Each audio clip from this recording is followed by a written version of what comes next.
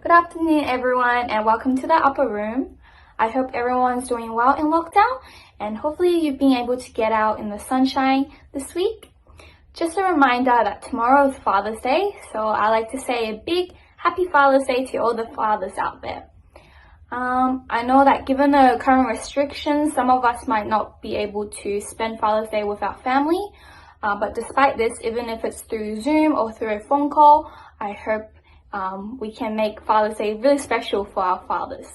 And of course, we can't forget to spend time with our Heavenly Father as well. Today's speaker is Uncle David, who will be preaching from the book of Proverbs about Solomon, who shares the importance of wisdom in his life and how his source of wisdom comes from the Heavenly Father. Today's offering is going towards Mama Rafa College, which is an Indigenous school seeking to empower Indigenous ministries and communities in cities. And through this offering, they'll be able to build facilities to further enforce this goal.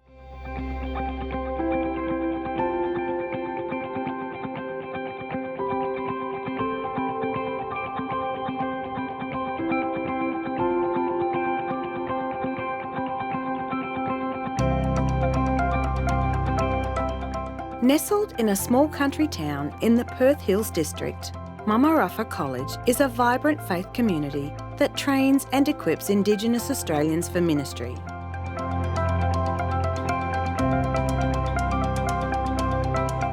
Owned and operated by the Seventh-day Adventist Church, Mama Rafa College has been training and serving Aboriginal and Torres Strait Islander people in gospel ministry and health ministry for 24 years.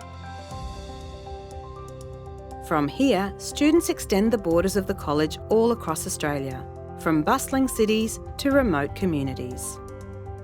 Right now, Mama Rafa is impacting over 200 towns, suburbs and communities all across Australia. As students return to their communities and share their Mama Rafa experience, family and friends attest to the spiritual transformation that Mama Rafa ignites. Students also gain qualifications that equip them with valuable skills and knowledge that can help them practically wherever they minister.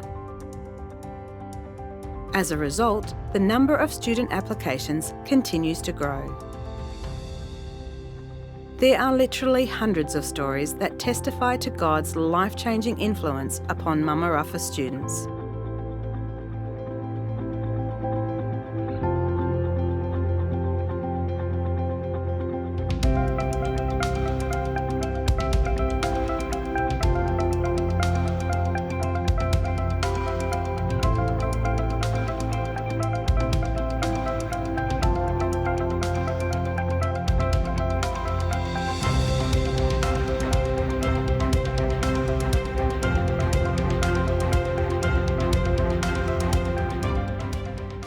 Many people in our church are not aware that the Adventist Indigenous ministry is one of the fastest growing ministries in Australia, and so much of that powerful impact starts here.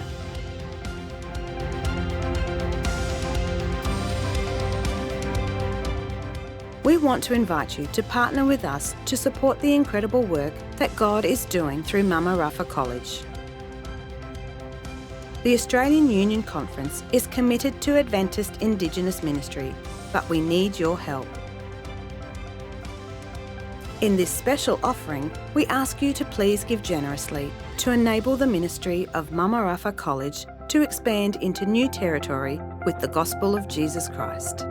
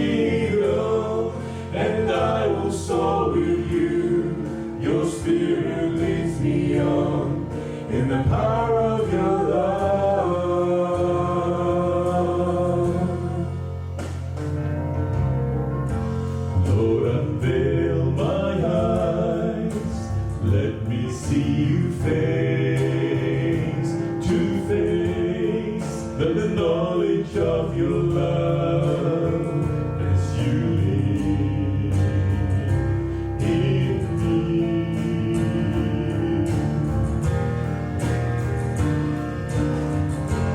Lord, renew my mind as your will unfolds in my life, in living every day, by the power of your love.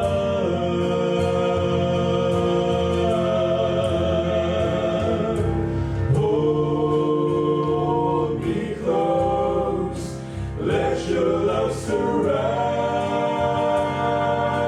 me. Bring me near, draw me to your side.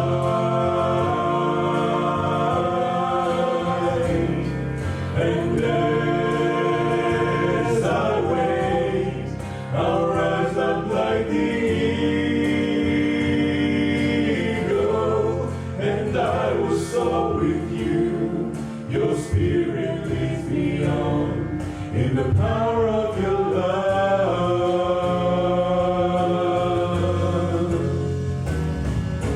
Hold me close, let your love surround me. Bring me near, draw me to your side.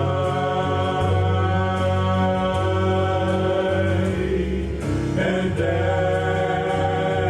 I wait, I'll rise up like the eagle, and I will soar with you. Your spirit leads me on in the power of your love. And I will soar with you. Your spirit leads me on in the power of your love.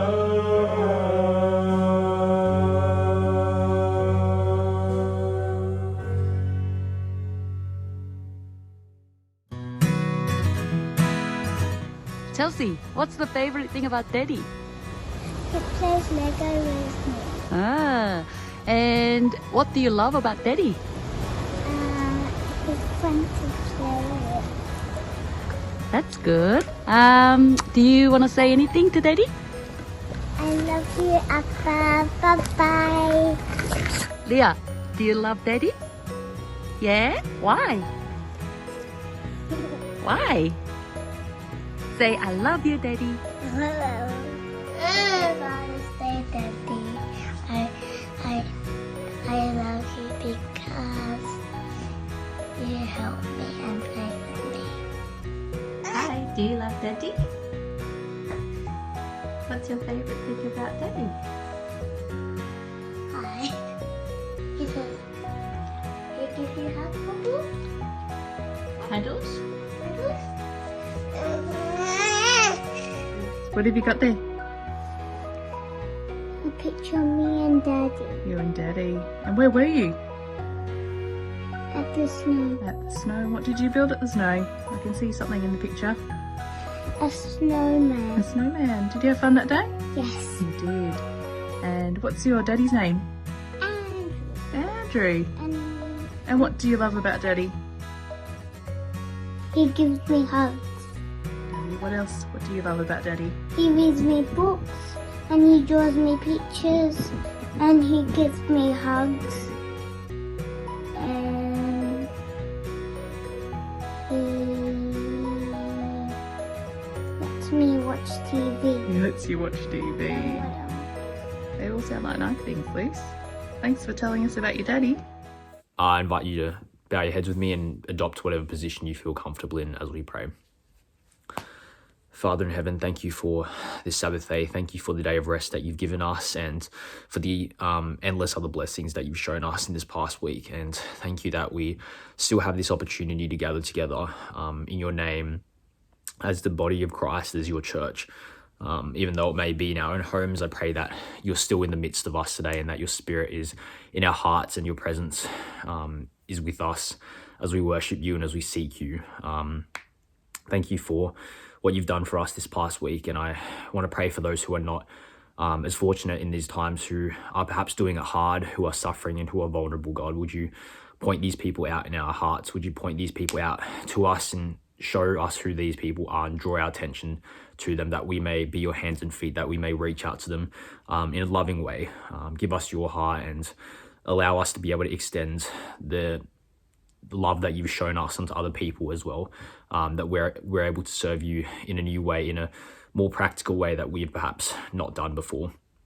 I want to pray for Pastor Chu as well. Continue to be with his recovery, and would you put your healing hands upon him, and please give his family peace and comfort to know that he is in the hands of the best doctor, being you, and that you have entire control over this situation. So continue to give them peace and continue to comfort them. I pray that you would be with the message that my dad has to share with us today. I pray that your voice may be heard through his voice, and that he is merely just a messenger for you. Would you allow our hearts to be open to you? Would you allow us to receive the message that you have to share with us? And whatever it is that you want us to get out of this, Lord, would we be receptive to that? Would the Spirit of you stir in our hearts, and would we actively seek to be better people, not just for ourselves, but for you, because you've called us to something greater. So help us to step into the new that you've called us into, and would we be able to completely embrace this new mindset that you want us to, God. Continue to be with your church, be with those people out there who are isolated, who are by themselves, and would you be able to put them in our path so that we may reach out to them. Thank you for hearing our prayers. Thank you for the sacrifice that you made for us, Father. In your name, amen.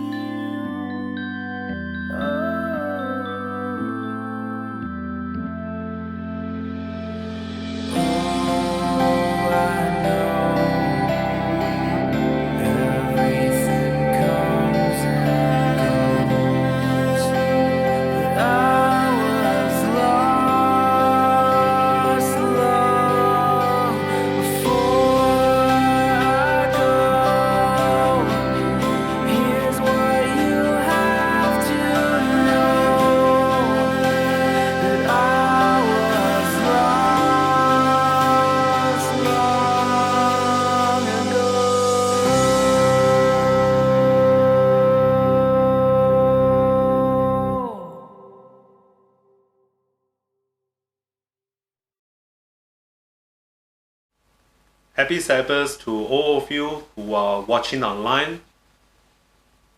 A very good Sabbath afternoon. Today is actually a special Sabbath.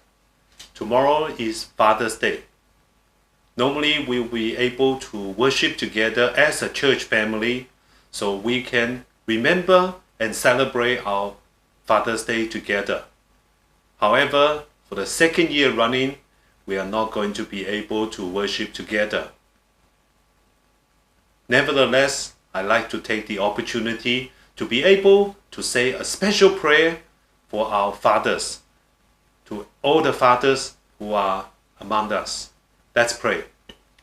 Our loving Father in heaven, we thank you for giving us fathers in our life. Lord, they have been able to teach us, to guide us, to help us, to support us through our life. Though many of them have worked very, very hard to give us a better life, at times they have made enormous and great sacrifices in order to support us. Lord, thank you for giving them in our life. Lord, we like to especially ask for your blessings to be with all the fathers who are at this moment either unable to be with us or they have been ill, been unwell. Lord, regardless of the circumstances, we know that you are still with them. Lord, please be with them and give them health and strength and continue to bless them so many of them can continue to bring your love to others. We thank you for hearing our prayer this afternoon. We pray all this in Jesus' wonderful name. Amen.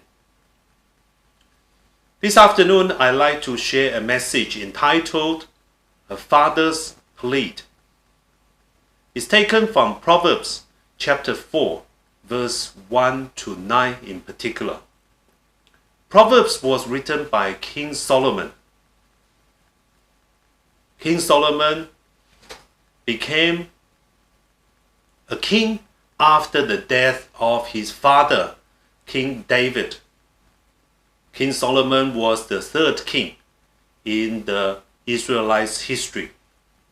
King Solomon had been blessed because his father has given him wise counsels, as well as a nation that was united and that was beginning to become prosperous.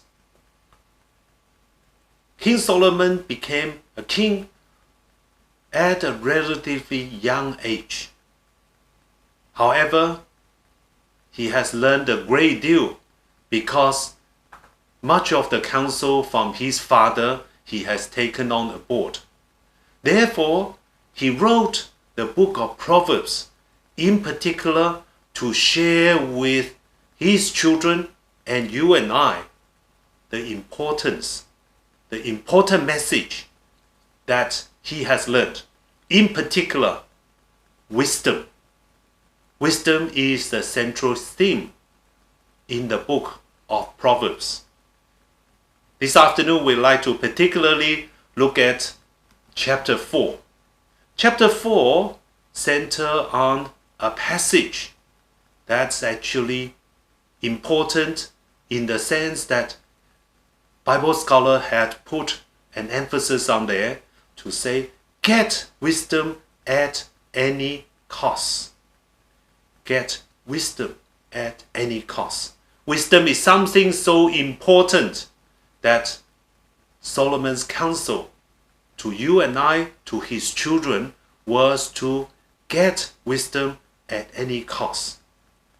In actual fact, that learning, that counsel came from his own father because he now appreciates why his father continued to teach, to guide, to counsel him to get wisdom at any cost. Let's have a read of what King Solomon actually wrote. In verse 1 and 3, we read that, listen, my sons, to a father's instruction. Pay attention and gain understanding. I give you sound learning, so do not forsake my teaching. For I was a son to my father, still tender and cherished by my mother. So Solomon in these 3 verses clearly explains and warned his children to listen to father's instruction because they are valuable. They are actually important. Then we read on from verse 4 to 6. Then he told me, and he said to me, So King Solomon now was referring to what his father, King David, had said to him. King David told King Solomon this: "Take hold of my words with all your heart. Keep my commands, and you will live. Get wisdom, get understanding. Do not forget my words or turn away from them. Do not forsake wisdom, and she will protect you. Love her, and she will watch over you." In fact, these are words of encouragement to King Solomon. They are words from the Lord to tell King Solomon and King David, do not forget Lord's word. Then we read from verse 7 to 9. The beginning of wisdom is this: get wisdom. Though it costs all you have, get understanding. Cherish her, and she will exalt you. Embrace her, and she will honor you. She will give you a garland to grace your head and present you with glorious crown. It was very important for wisdom to be gained. Therefore, King Solomon said that we need to get wisdom at any cost. Wisdom will be able to cherish our life and be able to make our life meaningful with purpose. In fact, King David, before he passed away, the last words said to King Solomon were along the same line. And that's why King Solomon has learned a great deal from his father's last words, that he decided to put those important messages into Proverbs. So his children and his children's children and you and I can also learn the important message. Let's go back to what actually happened, what actually King David shared with King Solomon. So these important messages were written down for King Solomon to fully appreciate the importance of wisdom. King David was bedridden. He was about to pass on. He was about to die. So in 1 King chapter 2, we read that King David said, "I am about to go the way of all the earth," he said. Then he gave the commands, the encouragement, the guidance that King Solomon needed. "So be strong, act like a man, and observe what the Lord your God requires. Walk in obedience to him, and keep his decrees and commands, his laws and regulations, as written in the law of Moses. Do this so that you may prosper in all you do and wherever you go." These were important messages that King David spoke as his last words to his son, King Solomon. And King Solomon took these words to heart, and he actually put these words into practice. Similar message we read in 1 Chronicle chapter 28 verse 9. Again, these are words of King David. And we read that, "And you, my son Solomon, acknowledge the God of your father and serve him with wholehearted devotion and with a willing mind. For the Lord searches every heart and understands every desire and every thought. If you seek him, he will be found by you. But if you forsake him, he will reject you forever." They are important words, and they are actually tough words. One needs to acknowledge God. The God wants us to serve him wholeheartedly and with a willing mind. Because the Lord searches our heart. It is not something we simply say. It has to be something that we do from our heart. King Solomon actually took these words seriously. And we can see that when he actually became the king, he actually followed through with the teaching of King David. We can see from 1 King chapter 3. 1 King chapter 3 was describing a situation where Solomon had a dream. And in the dream, the Lord actually said to Solomon, "You ask for what you want, and you'll be granted." In verse 9, we read these humble words from King Solomon. He said, "Give me an understanding heart, so that I can govern your people well, and know the difference between right and wrong. For who by himself is able to govern this great people of yours?" Solomon was humble. He acknowledges, he clearly understands that the Lord that Israelites serve is a true God, is a God that can give him the wisdom that he needs to govern the great multitude and great number of people. So King Solomon, instead of asking for wealth or longevity or power, no, he stopped. He asked for wisdom because he knew he needed that. And it was this kind of pleading, asking God, that God was so pleased. So we read that the Lord was pleased with Solomon, had asked for wisdom. So God replied, "Because you have asked for wisdom in governing my people with justice, and have not asked for a long life or wealth or death of your enemies, I will give you what you asked for. I will give you a wise and understanding heart, so as no one else has ever had or ever will have." But didn't stop there. God actually gave him much more.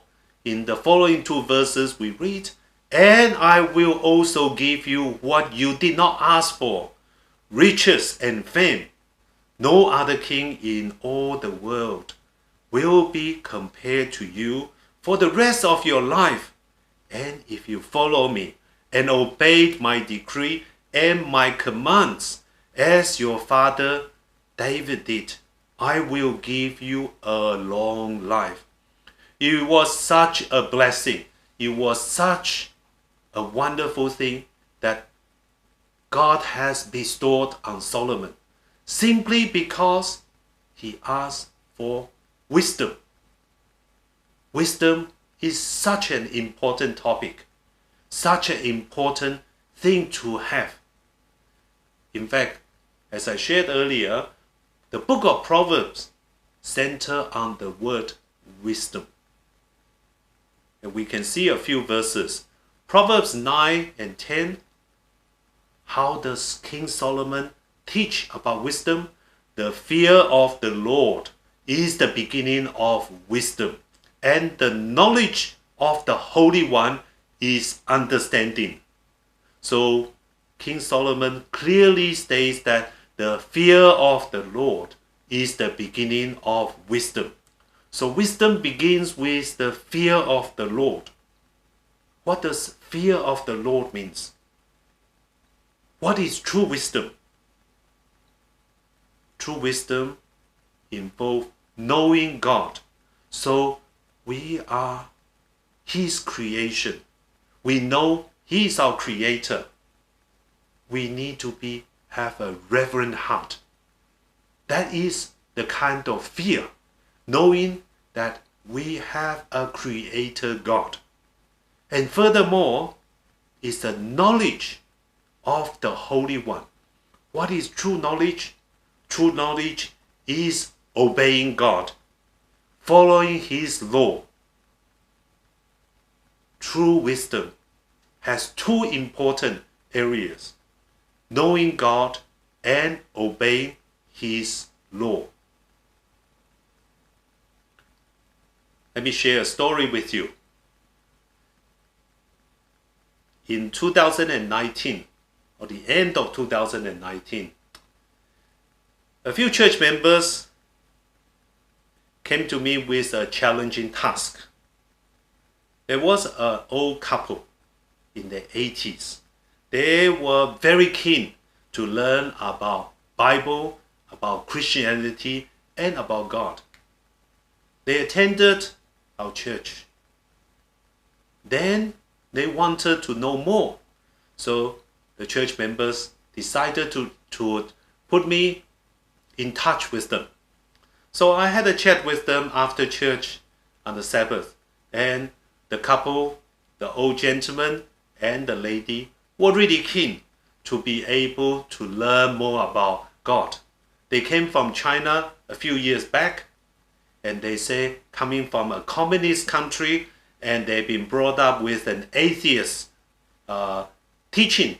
So they really have the desire to know God, the Christian God that they so-called everyone else worship. However, there was a very, very strong caveat to this request. The church member warned me. The old gentleman is actually a university professor back in China. So he has been teaching his students and has been learning for many, many years. And he has a very, very stubborn mind in many ways. But in other sense, he has a challenging mind. He wants to seek the truth. He wants to find the truth. But he would dig very deeply, trying to search for the truth. So he has asked challenging questions, often almost look like picking a debate about Christianity. So many other church pastors have been stunned by his questions and really feared in carrying out more Bible study with the old gentleman. I agreed to the challenge and I say, yes, we can do some Bible study and we'll be able to learn a bit more about our Creator God through the Bible, that is God's Word. However, 2020 brought COVID and that changed the plan. We couldn't meet in person. In fact, we thought COVID would go away in a little while, but when it stayed on and on, it was time to put plan B in place. So early in 2020, we decided to try conference phone call. They didn't have enough technology to use either Zoom or Skype or any other thing, so we got back to the simple phone call. It was a challenge because without seeing the person face to face, you can't see the facial expression. Without being able to share actual material with the student, it was a difficult challenge. But I thought, yes, if they were keen to study, I will do my best, trying to share my knowledge, my understanding of our Creator God with them. So at first, the old lady was keen and has an open heart to study. So I prepared a few material through amazing facts, Pastor Doug Batchelor's material, and be able to read over the phone with her and try to encourage her to read. Eventually, I decided to print out booklets and send it to her. She was such a good student that she not only read the material before our study.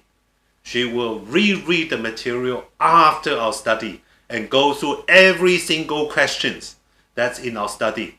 And they will spend many hours afterwards in order to fully understand what message, what teaching we were sharing with her.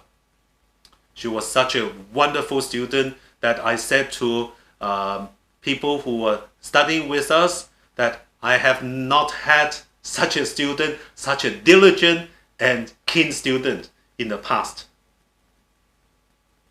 The old gentleman, on the other hand, decided not to join. Yet, he was keen, but he said, I am not ready. I have other things on my mind. So he was a bit reluctant. Yet, he chose to stay around, to listen to our study. The wife, the old lady, would put the phone on speaker. So she could hear and she could read my booklet, and the gentleman in the nearby room can also hear.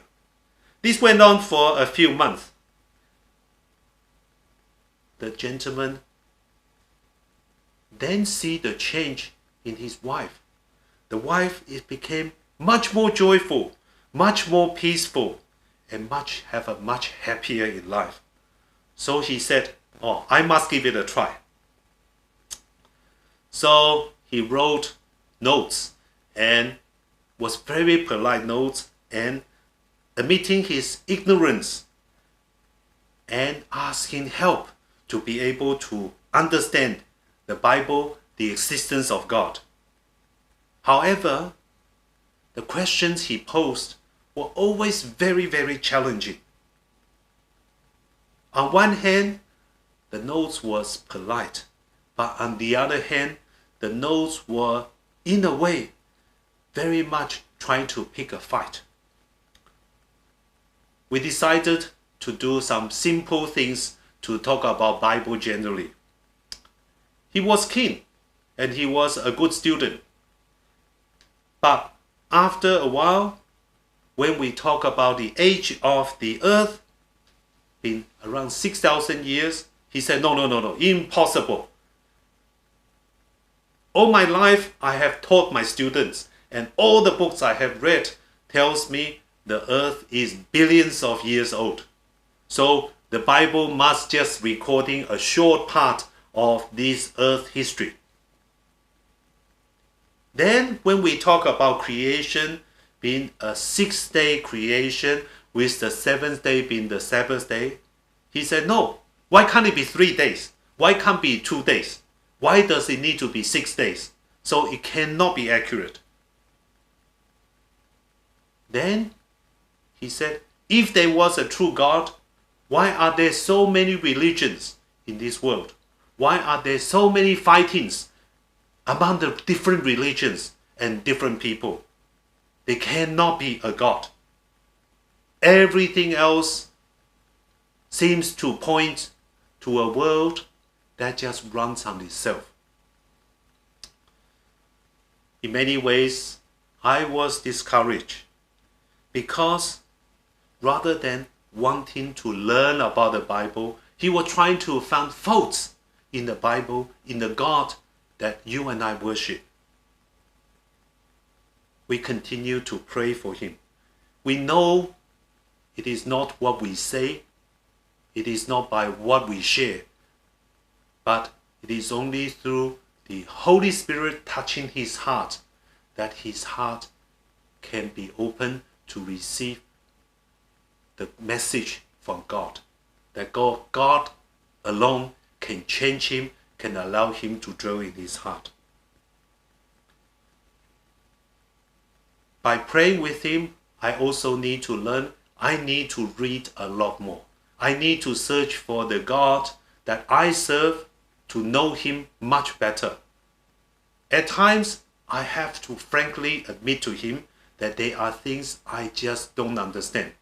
Trinity was one such topic that took me a lot of thoughts, a lot of prayers, and I couldn't come up with illustrations that truly actually demonstrate the Trinity God that we serve.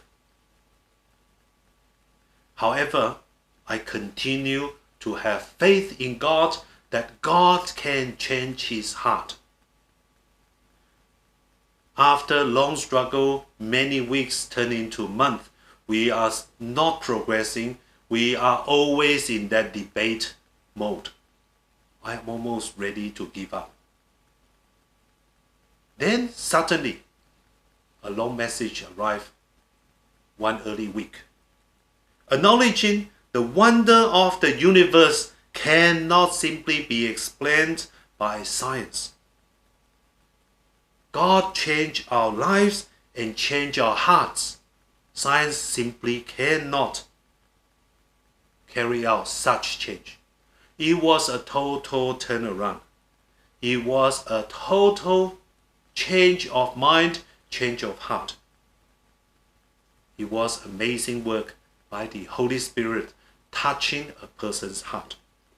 The old gentleman clearly said to me, education that he has learned, knowledge that he has gained through many years in university, had not given him any peace in his heart, had not given him purpose in life, cannot answer why is he here, where did he come from, what is he doing here, and where is he going. The three critical questions every human being has a hard desire to know. Where did I come from? Why am I here? Where am I going? Unfortunately, our education system often builds this I mentality, that we are self-centered. Everything centers on me. By working hard, I can achieve what I want, what I desire. Then it brings down to a situation where everything is self-centered. There is no need to find a creator.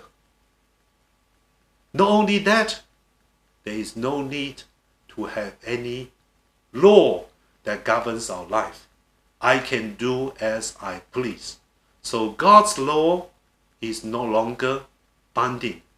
God's law is no longer important. This is total different to the true wisdom that King Solomon shared. King Solomon said, true wisdom based on knowing God, acknowledging a creator God, and obeying his law. Because knowing that God's law is to give us true happiness. Proverbs chapter 1, verse 7.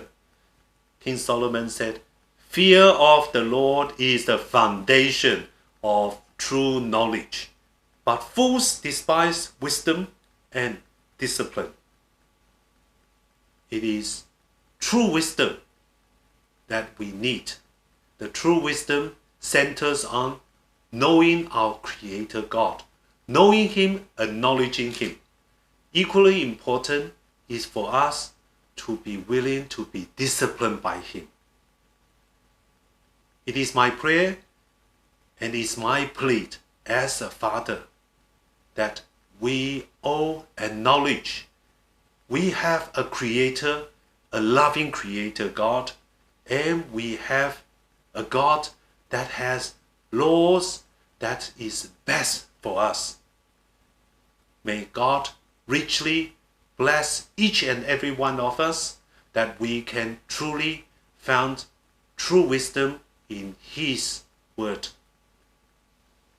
Let's pray before we finish this afternoon. Our loving Father in heaven, we thank you for being our wonderful Father. Lord, thank you for giving us the Bible to teach us, to help us to find purpose in life. Lord, thank you for the message that Solomon has wrote in Proverbs, that to teach us that true wisdom comes from knowing you as our Creator, and knowing you that we are a created being. We need to follow the wonderful law that you have given us.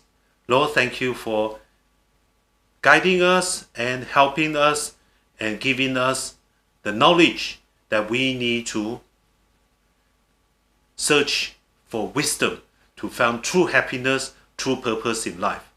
Lord, thank you for hearing our prayer now.